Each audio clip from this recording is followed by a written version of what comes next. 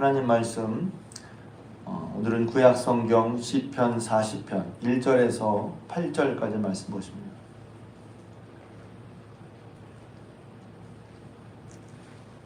구약성경 시편 40편 1절에서 8절까지 말씀. 저와 같은 성경이라면 구약성경 831면입니다.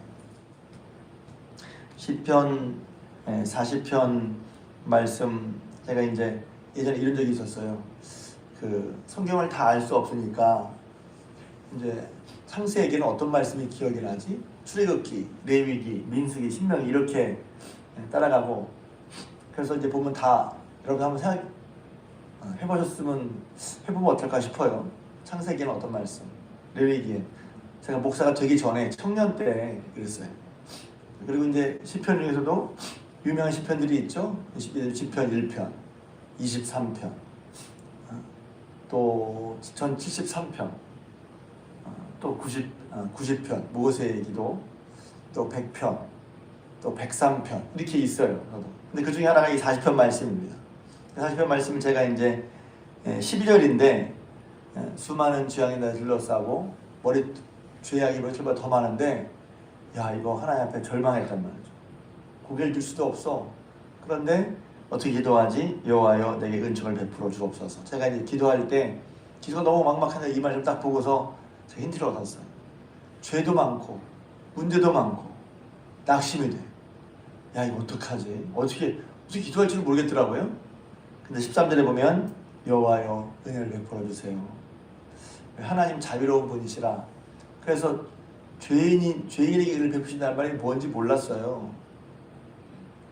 죄인에게 은혜를 베푸신다? 말도 안 되잖아요. 근데 죄인에게 은혜를 베푸시는 것, 하나님이 내가 죄를 져서 잘했다는 게 아니라 죄를 져도 괜찮다는 말이 아니라, 죄를 지어서 하나님께 뭘 구할 면목도 안 되고 처지도 못해. 그리고 가면 하나님을 우러러볼 수도 없어. 그런데 하나님은 은혜로운 분이시라. 그래서 제가 은혜라는 걸 새롭게 깨달았어요. 은혜는 그런 거예요. 내가 좀 잘해서 받고 잘 안 하면 안 주고 그런 게 아니라, 은혜는 받을 자격이 없음에도 불구하고 하나님께서 여전히 우리를 불쌍히 긍휼히 여기셔서 하는 게 은혜란 말이에요. 근데 이제 오늘 말씀은 앞부분이에요. 앞부분 뭐냐면 2절 말씀입니다. 나를 기가 막힐 웅덩이와 수락에서 건지시고. 기가 막힌다는 말이 뭐예요? 기가 막혀. 기가 막힌 경험이 뭐였어요? 야, 기가 막히네. 우리 보통 칭찬해요. 야, 기가 막히게 잘하는데? 기가 막힌다는 말은 맥이 떨어져서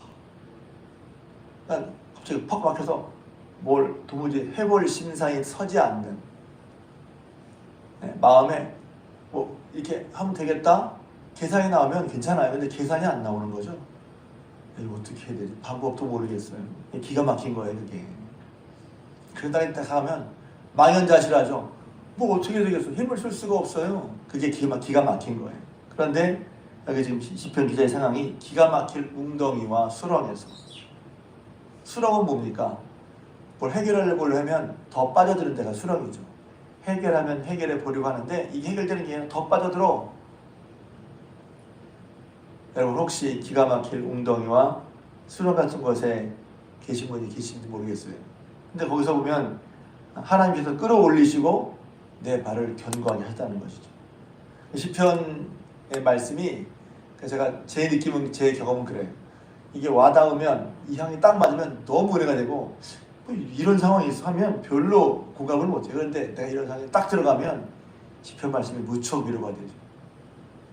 그래서 어떤 그 유명한 어떤 신앙가람 좀 많이 이상한데, 목사님은 시편을 매일매일 읽으라고 그랬어요.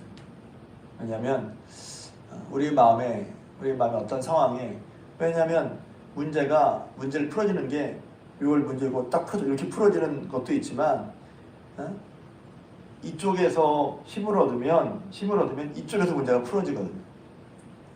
그러니까 시편은 딱 꼬집어서 이런 문제가 이렇게 해결돼 라고 말하진 않아요. 여기서 기가 막힌 웅덩이와 수렁에서 어떻게 했는지는 잘 몰라요. 저는 이제 설교자라 이런 것도 수렁에서 번져지는 거 뭐야? 이렇게 설명해주고 싶은데, 성경이 말하는 바는 그게 아니라, 시편 말하는 바는 하나님께 기도하고, 기도한단 말이에요. 기다리고 기다렸다는 말이 뭐냐면 귀를 기울이사 나의 부르심을 들으셨도다. 이 한 귀절에 지금 계속해서 부르짖고 있는 시편 기자의 이 사람을 시편 기자의 모습이 보이죠. 근데 그게 금방 안 된 거야. 혹은 이게 어떤 문제가 해결될 때까지 쭉 오랜 시간이 있는 거죠. 그 시간 동안 계속해서 주님께 부르짖으면서 또 기다렸다는 거예요. 그러니까 이런 상황. 때로 우리가 한 번 기도하고 막 좀 표현이 쇠가 빨리 기도했는데 안 들어졌네. 그럼 낙심하기 쉬운데 이 사람은 계속 부르짖으면서 기다리고 기다렸단 말이에요. 그래서 그런 모습을 봐요. 뭐가 믿음이지? 한 번 세게 기도했는데 안 들어주시나 보다. 이게 아니라 주께 부르짖으면서 기다리고 그냥 기다리는 게 아니라 맥없이 기다리는 게 아니라 주님이 내 기도를 들으실 줄을 알고 부르짖으면서 계속해서 주님 앞에 서 있는 것. 그게 일종의 믿음의 모습이죠. 그래서 저는 가끔 이렇게 할 때마다 믿음의 모습이 어떤 거지? 시편 기자가 이런 게 믿음의 모습이야 라고 하진 않지만 보여주잖아요. 내가 여호와를 기다리고 기다렸더니 귀를 기울이사 내 부르짖음을 들으셨더라. 계속 부르짖으면서 계속 하나님 앞에 기다리고 서 있는 거예요. 그랬더니 어떤 일이 벌어졌습니까? 기가 막힐 웅덩이와 수렁에서 나를 건지셨다는 거예요. 할렐루야. 그러니 이런 말씀만으로도 사실 위로가 되죠. 근데 밑에 보면 여기 이제 그 다음에 얘기해 보면 하나님께서 이렇게 나를 기가 막힐 웅덩이와 수렁에서 건지시고 내 발을 반석 위에 두시고 걸음을 견고하게 하셔서 이런 하나님의 놀라운 역사를 새 노래로 입에 찬양한다는 거예요. 그냥 문제 해결했을가 아니라 하나님 이렇게 하셨지? 하나님의 역사하심을 찬양하고 높인다는 얘기입니다. 그러면서 깨닫는 거죠. 누가 복이 있냐면 여호와를 의지하고 교만한 자와 거짓에 치우치는 자를 돌아보지 아니하는 자는 복이 있도다. 여호와를 의지하는 자가 복이 있다는 얘기는 참 많이 나오죠. 이제 제가 좋아하는 말씀은 시편 80편인데 여호와의 집에 사는 자가 복이 있고 또 그 마음에 시온에 데려가는 자가 복이 있고 주를 의지하는 자가 복이 있다. 시편 84편에도 나오죠. 근데 여기 보면 누가 복이 있어요? 여호와를 의지하고 교만한 자와 거짓에 치우치지 않은 자. 여기서 무슨 뜻일까 말하기도 하지만 전체를 보면 제가 느끼기에는 하나님을 그렇게 의지하지 않아도 된다고 생각하는 사람인 거예요. 이 일에 하나님만 의지해야 돼 이런 사람도 있지만 뭐 이런 것까지 기도하고 이렇게까지 기도해야 돼.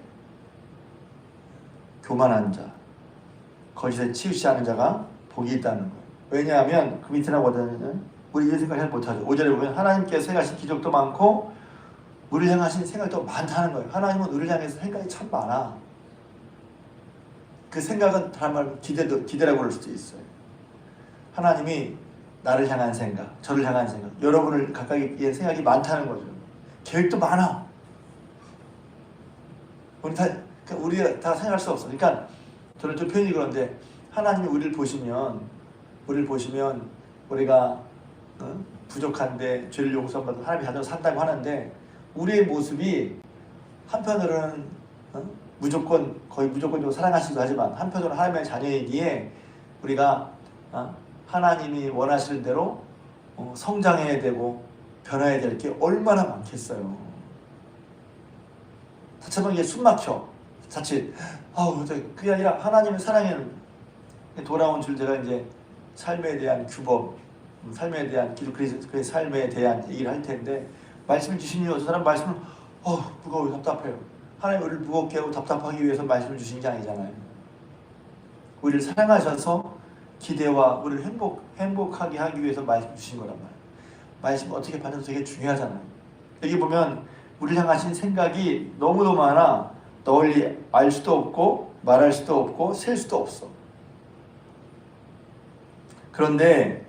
그런데 그 중에서 하나가 뭐냐면 주께서 내 귀를 통하여 그랬는데 영어 성경을 보니까 주님이 내 귀를 열어 그랬어요. 그러니까 귀를 열어 깨닫게 하신 거죠. 야, 내가 뭘 기뻐하는 줄 알아? 번제와 속죄제를 요구하지 않으시는 거예요. 이 말은 예배를 드리지 말란 말이 아니야. 뭘 기뻐하시지? 8절 나의 하나님이여 내가 주의 뜻 행하기를 즐기오니 주의 법이 나의 심중에 있나이다 하였나이다. 우리 심중에 주님이 기뻐하시는 모습이 뭘까? 그리고 여기서 힌트를 발견해요. 내가 기가 막힐 웅덩이와 수렁에 있었을 때 내 시선은 어디에 있어야 할까? 내 초점은 어디에 있어야 할까? 문제 해결에 있어야 할까? 아니면 여기 나의 하나님이여 내가 주의 뜻 행하기를 즐기오니 이런 거예요. 문제를 해결해 나갈 때도 어떤 식으로 풀어야지 내 생각대로 내 상식대로도 물론 있지만 하나님이 기뻐하시는가? 나는 일을 해결하고 할 때 하나님이 기뻐하는 방향을 하고 있는가? 하는 것입니다. 내 속에 주의 뜻 행하기를 즐기오니 이 말이 엄청난 말이에요. 나는 뭐를 행하기를 즐겨야죠. 즐겨야 하는 것이 어떤 상황 속에만 이럴 수밖에 없다라고 하는 경우가 있어요. 이럴 수밖에 없다. 아니요. 이럴 수밖에 없는 게 아니라 이럴 수밖에 없을 것 같은 상황 속에서도 주의 뜻 행하기를 즐기고 주의 뜻대로 하겠다고 하는 게 그것이 하나님이 기뻐하시는 일이라는 거예요. 그러니까 이제 이런 건 어려울 수도 있죠. 왜냐하면 내가 정말 주의 뜻을 알죠. 그런데 이런 것 때문에 기분이 안 좋고 저런 것 때문에 마음이 상해서 나 이렇게 할 거야. 네, 그런 부분이 어렵죠. 제가 예전에 이제 좀 개인적인 얘기지만 그래서 사랑을 하는데 제가 사랑을 잘 못하는 것 같아요. 왜 그러지? 그러니까 더 하는 게 있어야 되나요? 더 하는 게. 사랑을 하려면 방향을 정해야 되는데 뭐냐면 더 하는 게 있어야 돼. 상대방 또 여기까지, 나도 여기까지. 그래, 거기까지야. 이렇게 했으니까 이렇게 준다 하면 거기서 사랑이 더 늘지 않아요. 더 하는 게 뭐지? 더 하는 게.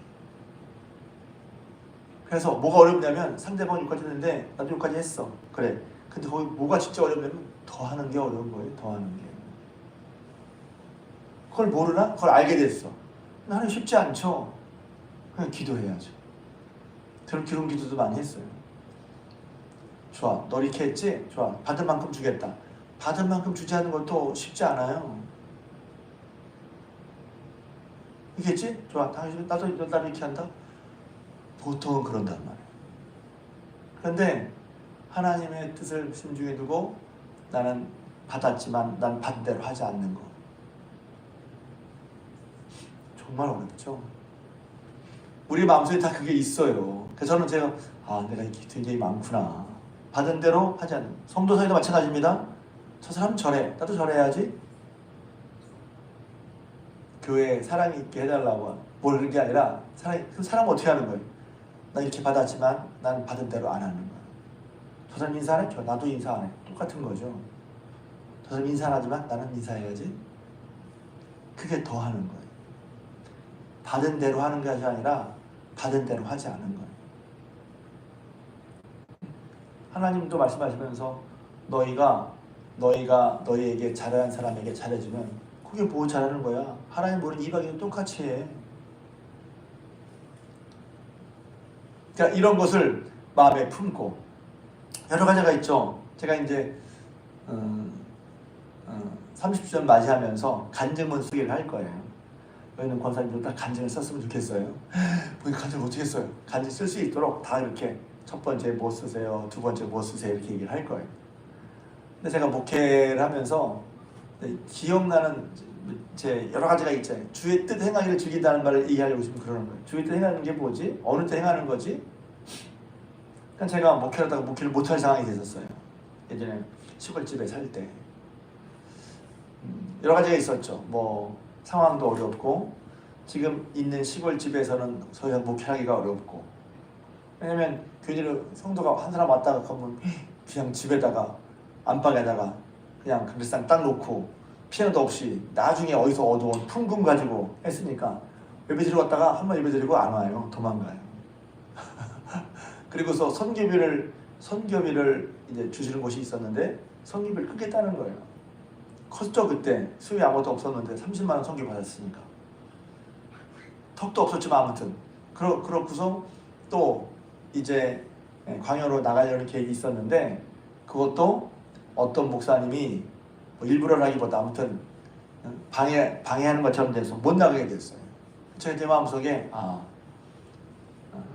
하나님 이제 목회를 못하시게 하는가 보다. 그런 제 마음에 제가 생각해도 제가 어떻게 그 마음을 품었는지 모르겠어요. 제가 잘했다기보다 기도를 하나님 그런 말이 들었던 거예요. 하나님이 저를 목회하시려고 분명히 저는 기도 응답받고 왔는데 목회하라고 하셔서 왔는데 하나님이 제가 목회를 하는 걸 기뻐하지 않으시는 것 같네요. 그럼 제가 목회를 그만두겠습니다. 왜냐면 거기에는 뭐가 있었냐면 제 자존심이 있었거든요. 자존심.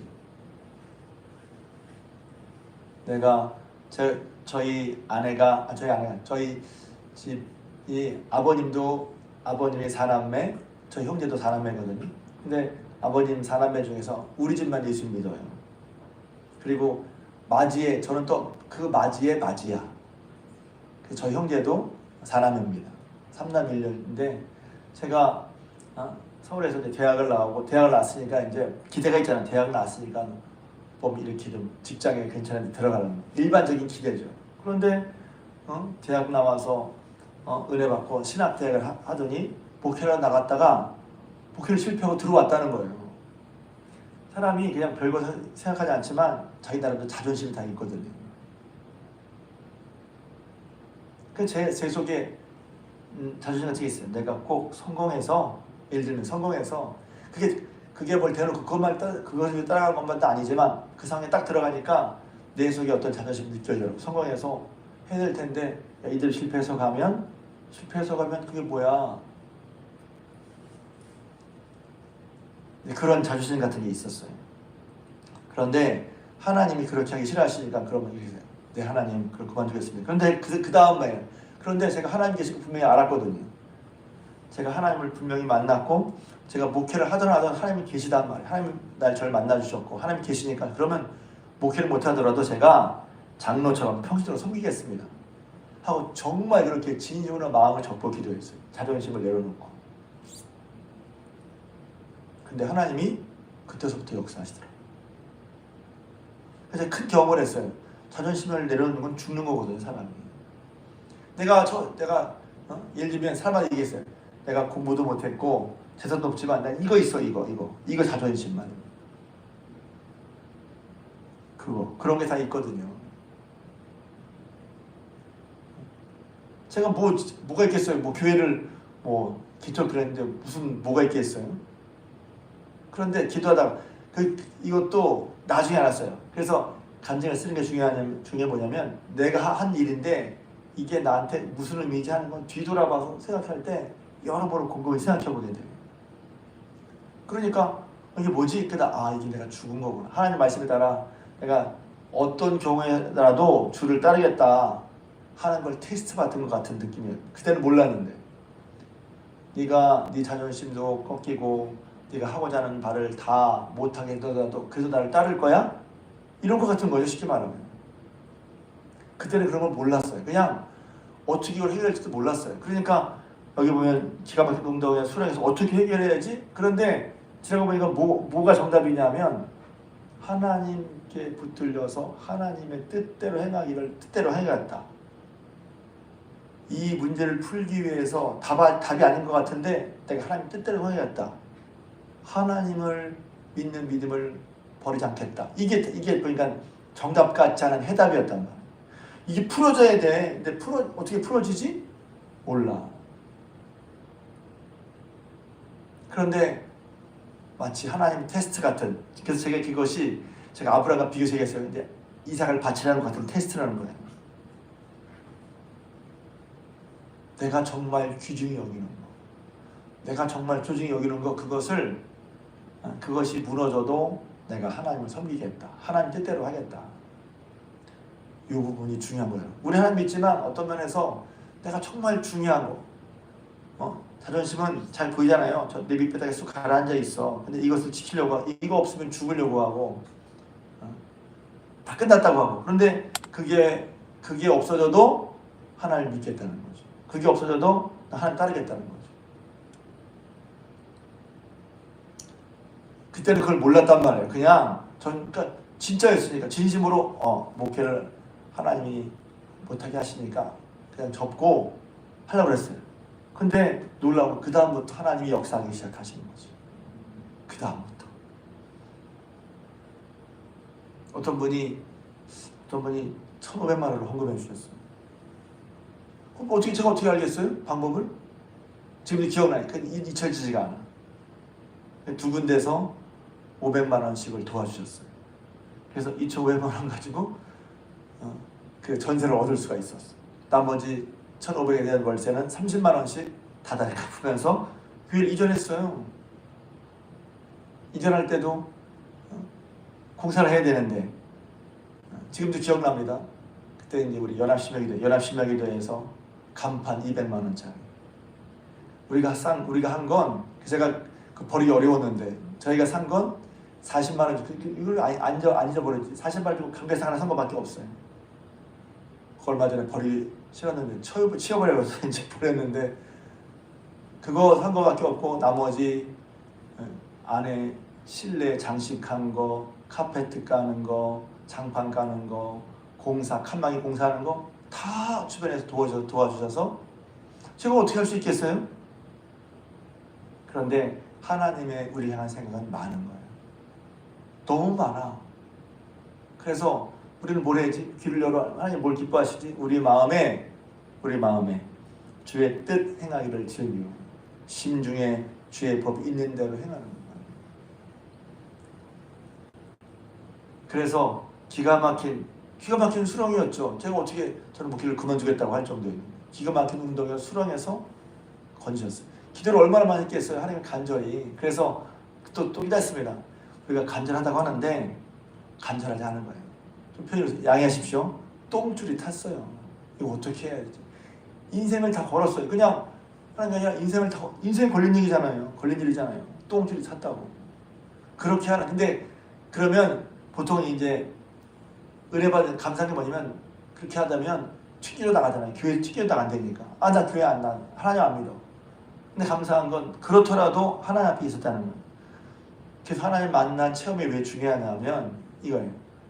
무슨 일이 있어도 하나님께 매달리는 거예요. 근데 매달리다가 툭 튕겨 나가는 경우도 본인이 있더란 말이죠. 근데 제가 잘 배웠다는 게 아니라 하나님 만나주셔서 하나님 살아계신 하나님은 분명히 계시니 하나님께 끝까지 매달렸단 말이죠. 그러다가 이제 답이 뭐냐면 목회를 그만두라고 하시는구나. 그만두겠습니다. 자존심을 내려놨어. 정말 중요한 거.